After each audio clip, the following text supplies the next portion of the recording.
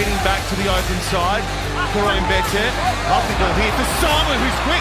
Pete Samu looking for Karim Bete, back to Samu. Oh, that is wonderful. That is wild. That is amazing from the Wallabies.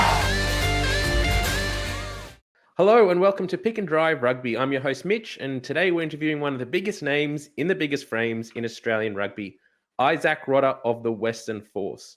Isaac, it's great to have you here. We're recording before training has resumed. What has a Friday look like for you? Thanks for having me. So Friday has like this Friday. Yeah, sorry. So what does a Friday look like for you? You've got training coming up or starting next week. Oh, yeah. So I'll just go you through a normal week. So a normal week, we usually train Monday to Friday. The two biggest days being Thursday and Friday. And Wednesdays being more like a off-feet kind of conditioning-based stuff. But Fridays are the contact days. So, we usually have gym and units in the morning where we'll do some live mauls and backs to go kick the ball. And then of an arvo, we'll have a full contact session where we're running at each other, doing all our contact stuff that we've done at a lower pace for the week. Yeah, that sounds pretty hectic. And I will also just give you a bit of a pump up. We had the Wallabies 44-man World Cup squad, or sort of preview World Cup squad, announced this morning, and you've made yourself into that one. So well done there. And does that mean that you've got a little bit of Wallabies duties for the next few days before you get back to Perth and stick in with the Western Force? Yeah, I'll stay over on the East Coast at Sanctuary Cove in Brisbane for, I think it's 4 days for the Wallaby camp. No, I was pretty stoked to get into it after being off for the year. I'm looking forward to it. Should be good to see the guys again and see what this year holds. Yeah, it's been a bit of a layoff for you. So, yeah, well done on that. Before we get into the nuts and bolts of the Force and their preseason, things have been fairly whirlwind over the last couple of years with COVID. A key player at the Reds, COVID came and you had to move on to Lyon before re-signing with the Force. You got engaged, and congrats on that, by the way. That's really exciting for you. No, thank you. As a second season with the Force enabled you to take a bit of a step back and simply breathe and reevaluate your priorities? Yeah, I guess so. You can say that. I think the biggest part when I was in France, to really spend a lot of time, with myself and my partner and evaluate what was important to me in my career. And that's what was one of the big drivers and why I came back. And, but yeah, definitely throughout my time now after France, I've definitely, reevaluated what I want and definitely have taken a step back and looked at it for what it is and just grateful to be doing it. That's awesome. Well done on that. Now, we'll talk a little bit around your departure from the Reds. And so Nick Wilson on Twitter has asked, what went down in your decision to leave the Reds, and do you have any regrets on how it all sort of played out? Look, I think there was a lot of factors going into it. I was in a bad state mentally as well. So I was just after losing my dad, I kind of still was spiraling a bit, and that kind of had a bit to play on it. And I just thought, and I wasn't enjoying it as well. I think I needed a refresh sort of thing. And I thought if I got out, it might help, everything. So that was kind of one of the big driving forces. I just needed a new change. I wasn't happy there, and I guess COVID popped up and gave me that opportunity, and I took it. I don't regret it. I think the decision was wrong because I've grown massively as a person away from football and stuff. So I think if I didn't do that, I wouldn't have had this growth. Looking back at it, it was probably a bit uglier than I would have liked, but I think it was the right decision. Yeah, that's great to see that you can go look back on that and see that for you personally, it was the right decision for you to do. And I think it's had a positive impact on your footy as well. So that's really great to see. If we talk a little bit about your time in Lyon, you made 25 appearances across all competitions, starting 24 of them. How was it playing in the meat grinder of the top 14 so consistently? Oh, it was hard. I tell you what. The first 2 months there, I was like, how good is this? It was summer. It was 2:00 kickoffs at home by 7. Living in France. I was like, this is the best. I'm doing the rest of my career here. And then winter came, and I was like, oh wow, this is a shock. It was hard. you go down to like Cast in France, and it's 3 degrees in winter. It's howling wind, and you're playing at 9:15 at night. And they're tough, and everyone's big and strong, and it's a grind. It's real forward based rugby. It was an eye opener. It was some of the toughest footy I've ever played. They're not as skillful as back home, but they're hit hard. So winter was a struggle, and then coming back to summer, it got good again towards the end. Talking about sort of the playing style and how that differs to Australian rugby, what was the biggest thing that you sort of noticed? Oh, mate, the biggest thing is it's very seasonal. So summer is more of, the rugby we're used to over here. It's fast paced, moving the ball, big bodies, etc. And just the opposite, because it's either really cold and windy or it's wet. So that's when more the forwards based game comes into it. The scrum, the maul, pick and drive, that sort of stuff. So you get the best of both of them, I guess. But in the pretty much identical to what we have in Super Rugby, but winter's just a completely different beast. Yeah. And what did you sort of learn as a player? How did it sort of impact on your game? I guess the biggest thing I learned over there was just to monitor your body, because it's such a long season. Yep. And you're playing week in, week out. I think at one stage I had, I think it was 17 games in a row without a break. So it's a long season. You might only get 12, 13 games in Super and get rests. But in France, you just keep going. So just learning how to perform week in, week out was the biggest one. And at that high level, because it's not exactly an easy. Yeah, for sure. Now, we have had a question come in from Mick Ryan on Twitter. He says, any learnings that you can impart to Australian rugby administrators after your time in Europe? What do you believe can be done to strengthen the game here in Oz? Look, I think the biggest one is just player retention. You see so many great Australian players overseas. I understand it's hard with especially the French teams and the Japanese teams. They just seem to have extra player budgets and money on hand. But I think the biggest one is trying to retain players and then grow the youth under those players. Some of the someone like I say, Simon, when him in the back at the Reds with a couple of guys underneath him learning, it's only going to grow the game for us and for our game, and also for the fans. They get to see the best players in the world playing on our stage at home. And that's something as a podcast, we've been talking about that for years now, around how the administrators need to sort of work out that second pathway for that talent just underneath. It's not an easy thing to do, I guess. I know they got their hands tied on a few things, but I just think, we just need to start the momentum shift, which I think once we get it moving that way, it'll start helping. Definitely. And for you personally, that time in France, World Cup later this year is in France. Does that give you a little bit of a, I guess, a hope that kind of what to expect when the Wallabies do get to Europe, and then you might be able to impart some of the sort of learnings that you have learned as a player to some of the fellow Wallabies squad? Oh, well, there's a few things I'll be all good about. I know where to find the best croissants in Lyon, but also I'll be prepared for the 9 o'clock games. It's different. It's, they're hard to adapt to, because over here, latest we play is like 7:30. Yeah. You might think it's much of a difference, but it's a massive difference, because it makes the day so long and it's hard to stay on. Yeah, for sure.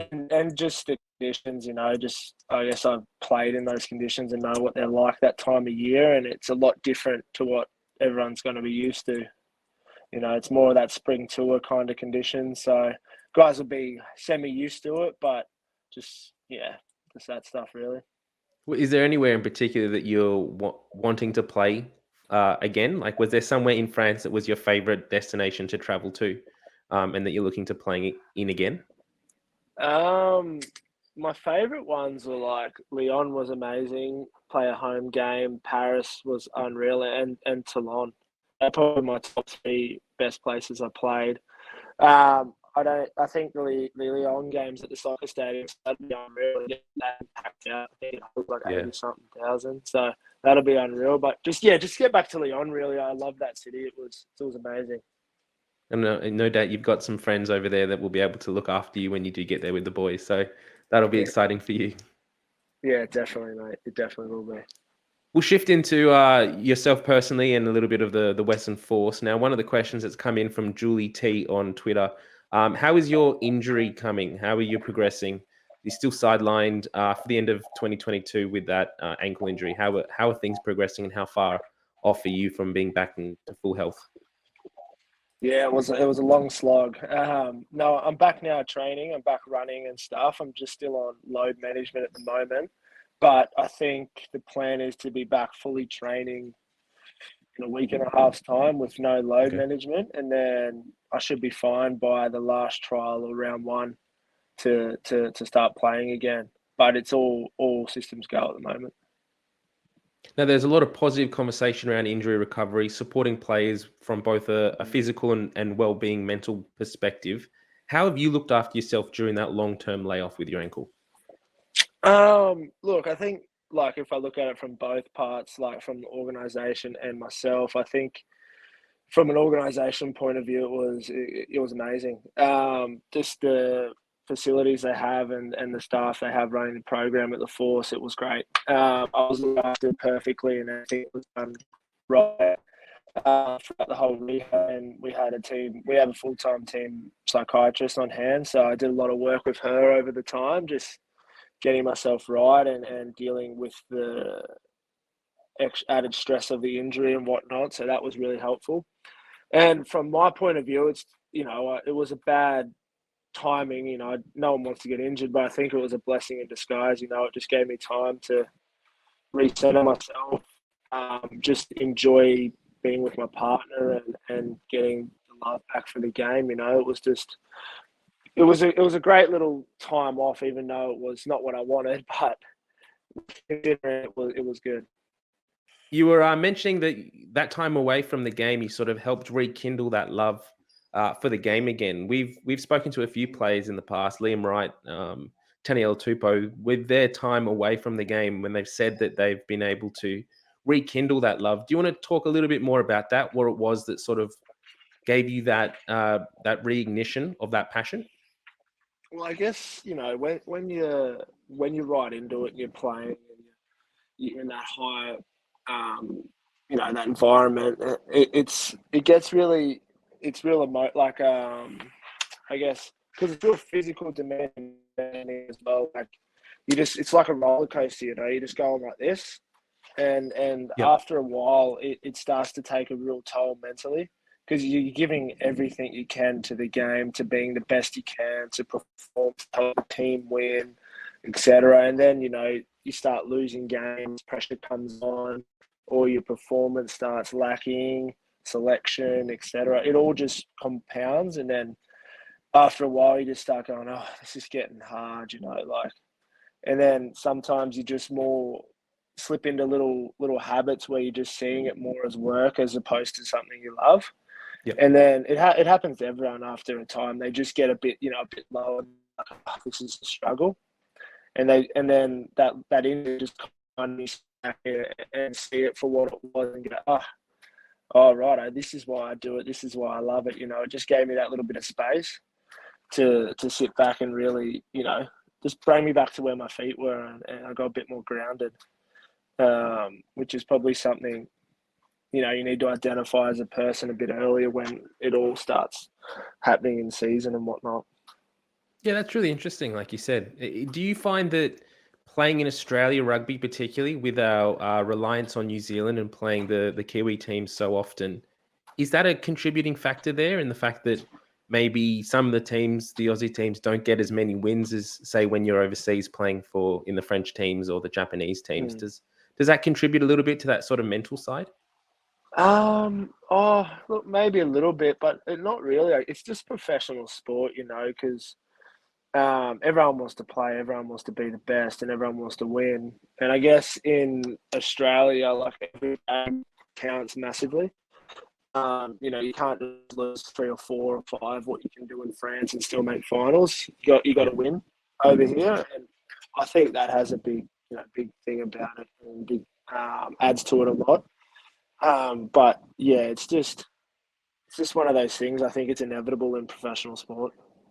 Yeah. And during that time where you were away from the game and you were injured, did you still have connection with the Wallabies setup? Were you talking to their coaches and their physios and things about your progression?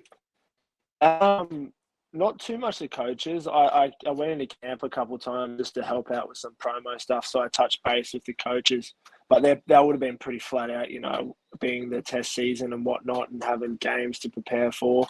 So I spoke to them a little bit, but I was in touch with the doctor and the physio quite often, just on updates and stuff like that. But I did see the coaches and had talks with them when I was in and around camp and so still communication.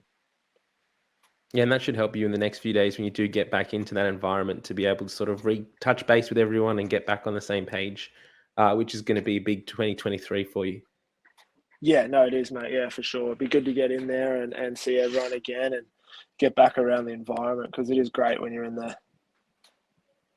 For sure. Now we'll shift a bit more to the Western Force now. So last year you had the opportunity to work with Tim Sampson. Now we've got Simon Cron coming on board as the new head coach. What has he brought to the picture that has particularly excited yourself? With Cronny, I think it's just how much he knows about the game. And how teams work and how people work. He's very good in that instance. He understands the game like the best I've seen, and he also understands people and how people react and how there's different personalities and teams, etc., etc. I think at the moment, it's only been early doors, but I think he's made some great shifts and can definitely see the direction he wants the team to head. And with him behind the wheel, I think we'll get there. And what are some of those first impressions that you got sort of pre-Christmas, those last few weeks of 2022 last year? Yeah, he came in pretty hard and fast, He's a character, but he's very switched on, and he kind of changed a few things in the program, the better, I believe. And he had a few hard conversations where guys are at and where he needs them to get. But I think that's one of the better traits about him, is he's very honest. And in saying that, he's honest, so passionate about helping people get better and the organisation get better. So I think as a coach, that's a great aspect to have. And he's got a great coaching staff around him. We got that Jimmy Duffy from Ireland come over as a forwards coach. He's got 23 years experience. He's amazing. And, we got the attack coach, Mark Ozic, who's a great guy, and he's getting better each year, and he's only fresh into his coaching, but he looks like he's been there for a while. So it's good. And we just got a great S&C in Simon Thomas, who was at the Crusaders for a few years. So he knows how the best teams in, the comp does it. So that's going to be great to get to work with him. Yeah, for sure. We've had a question come in on Facebook from Ed Morton, who's one of our resident Western Force fans. He said, what are the team's target areas for 2023? What would be a reasonable pass mark for the Force this season? And he's just said in caps at the end, go the Force. So love his passion there.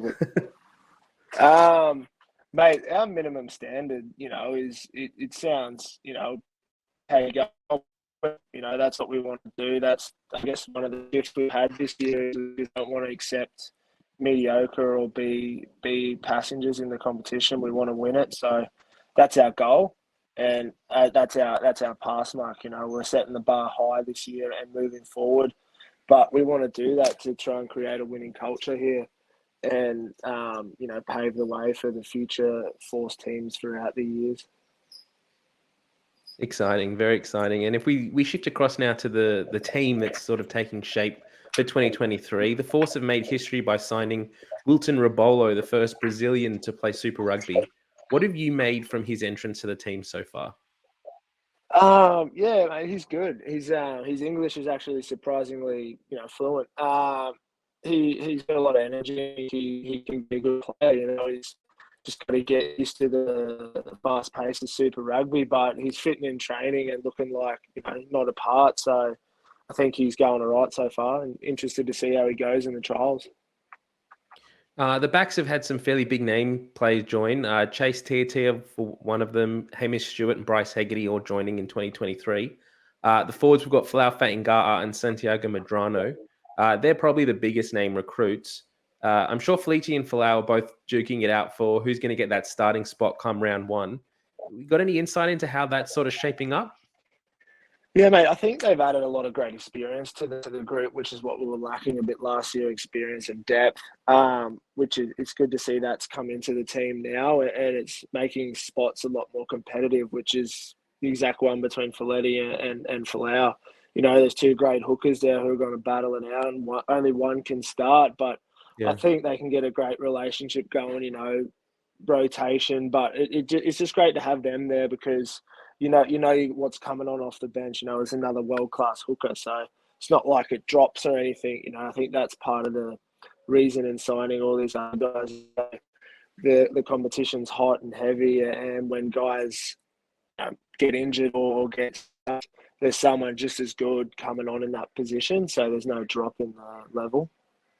And if we look at the back line, and I always do love asking forwards their thoughts around how the back line shapes up, but we do have both Hamish Stewart and Rejan Pasatoa sort of lining up there as that 10 and 12 combination. How are those two players sort of shaping? How is the back line forming this part of the season, and how is Rejan's knee going? Look, it's shaping up well. Rajan, I don't know if he's going to play much this year because of his knee, Okay. but he's looking like a beast in the gym. I think he's Yeah. becoming more of a 12 with his size. He's looking good. So that's exciting for him moving forward. With the back, mate, it's shaping up well, with Bryce coming in, Hamish there and Chase, and also Manasseh who's coming back, and the guys there with Bailey and stuff. There's a lot of competition and depth there. So it's making for interesting connection with the both going at one another. It's actually looking more like we're watching games and training. But no, I think when they find the right mix and match for that, it's going to be an exciting back line. Hopefully they score a lot of tries so they don't have to run too much. And who at the moment sort of ahead in that battle for the 10 jersey at the moment? There are a few that are sort of duking it out. Anyone got their nose in front? Mate, in all honesty, I don't know. It's been that heavy competition lately. You think, Yeah. there's been a couple of days where you're like, oh, maybe it's, Bryce. And then a couple of days later, like, wow, you have to get it right. Or, this young guy, Max Bury, who killed it the other week. And you just like, I just don't know. Everyone's putting their hand up. So it's whoever gets it, there's not much between them at the moment. It's hard. It's really hard to pick as someone that stands back and watch. Makes the And as coach you job said, hard, but yeah. And I was saying, as you said previously, that competition for spots and the starting versus the backup is such a good thing for the wider squad as well. To be able to build yeah. that talent, to build that depth. Oh, it's massive, mate. It's crucial in teams. It's one of the reasons I think teams like the Crusaders have been so good for so long because they have the best players in the world, but they're training against the second best players in the world, so they're only getting better. Great players create the competition, and that's how great teams are formed, in my opinion. Now, Rugby Bloke has got in touch on Instagram and he's asked, is there anyone we should keep an eye out for the Force this year? Keep an eye. Yeah, mate. I think there's this young tight head prop named Sifa. I think he's been turning some heads in the preseason. He's a young guy, but I think if he gets a crack, he's going to be one to watch. And I think Bryce and Hamish coming over to the Force is another two to watch. They're great players, especially Bryce, who's been over in Europe for a year, so he's got to refine his craft in the dark winter over there. But I think he's come back with a spring in his step, and I think he's going to be good for us. Yeah, that's really exciting. Now, if we shift a little bit more to what your expertise at lock, for you personally, which of the locking options do you think complements you best on the field? Me, I think the best footy I've played is probably with someone like Rory. Just Rory Arnold, just a tall, physical lock. I think that someone like that really complements my style of game because I can do both. I can float into that stuff. I can float more around the ball carrying and whatnot. But I think if I just get a physical lock with me, that'll be perfect. And Hugh96 on Twitter has asked, is there much difference packing down the tight head or the loose head side of the scrum for you personally? There is a little bit of difference, I guess more pressure comes through the tight head side. So you do have that kind of more pressure, and it is harder to scrum there. But at the loose head side, it's still hard, but it's more just you're trying to keep your feet and keep your power square. So I'd say the tight head side is probably more draining, especially if there's a lot of scrums, because you do have to do quite a bit of work behind the tight head. Do you have a preference out of the two? Yeah, I prefer the right side. I think because I've done it whole career, it's natural. It feels natural. Yep. When I get on the other side, it feels a bit foreign, and I feel a bit awkward. Really, I think I always look back and go, "Shit, I felt terrible there." Well, that ties into the next question from Simon Nelson, and he says, "What do you think your point of difference is as a lock?" I think for me, it's I have the ability to do the line out stuff as well as the physical side. I think a lot of locks, they're either one or the other. That I feel I still got a long ways to go in my growth in those two, but I think I have the foundations of both of them. So I think that's my strength, is I can do both sides as opposed to just one or the other. And if we look to 2023 as a season, you at the Western Force have some of the best fans in the Sea of Blue. What should get Force fans excited about this season? What are you? What is it that's going to be such a big thing about 2023? I just think it's just going to be the team we are this year. We're a lot different to last year, and we're a lot more ready, I think.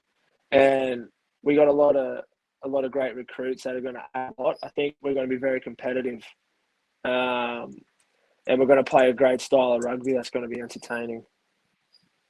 Can't give too much of that away now, but it will be entertaining. Yeah, we've got some trials to come later in the year. So I think as fans, we're all looking forward to seeing how the team shapes up, who gets those nods. As we said, there are a few positions there that are very hotly contested. So I think as just Australian rugby fans, we're all excited to see how the Western Force go this year. Steve Mitchell has asked, for you personally, is making the Wallabies World Cup squad a goal? Oh, definitely. Yeah. It's a massive goal. I went to the one in 19 and it was amazing. It was one of the best experiences. It's definitely right up there. I got 2 goals next year, and it's win a Super Rugby title and win a World Cup. And they're big ones, but they're the 2 I have for next year, and that's what I want to achieve. And do you have any goals yet? Are you looking forward to post 2023? Yeah. I'm still at the Force 2024, so I'm looking forward to the next couple of years in Perth. Actually, it's a great place, and I've enjoyed it so far, and so has my partner. So I think we're quite happy there. We've got a lot to look forward to as Australian rugby fans for the next sort of 5 or 6 years in Australia, or decade really. We've got the Lions down in 2025, and then we've got a home World Cup 2032. So does that sort of help you to sort of put those roots down in Perth and sort of just stay where you are and see how things go over the next few years? Yeah, definitely, mate. It definitely adds. There's a lot of great rugby coming up with the Lions, and then the World Cup in 2032, which I don't know if I'll make that. I'll be pretty old by then. But no, you'll be a coach, mate. You'll be a coach. You'll be around. Yeah, hopefully. No, but mate, I think with it all coming up, it's very enticing to stay. It's not every day you can play a Lions tour and then be around for a home World Cup.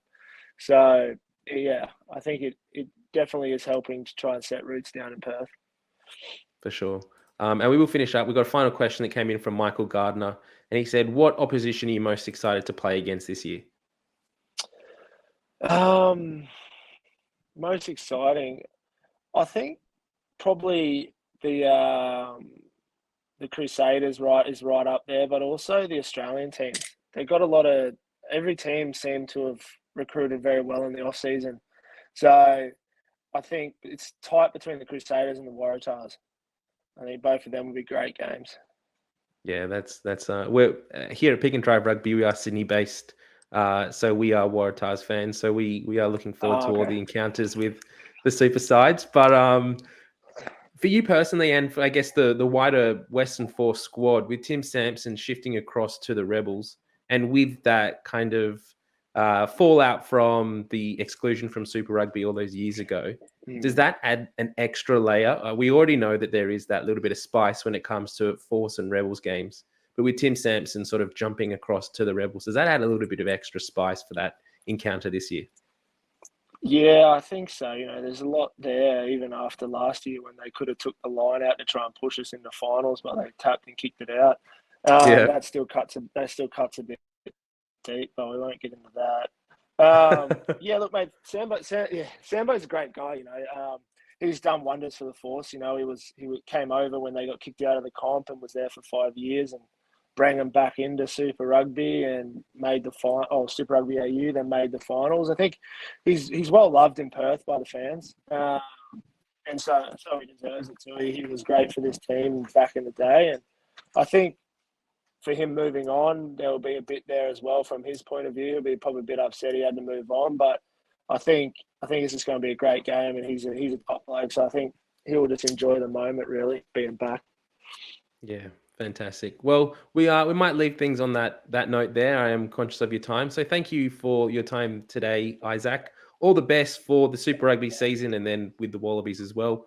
Looking forward to seeing you back on the field and putting those contributions in the second row. And yeah, hopefully we can see you over in France tearing it up for the Wallabies again soon. No worries, mate. Thanks for having me. Awesome. Go well, mate.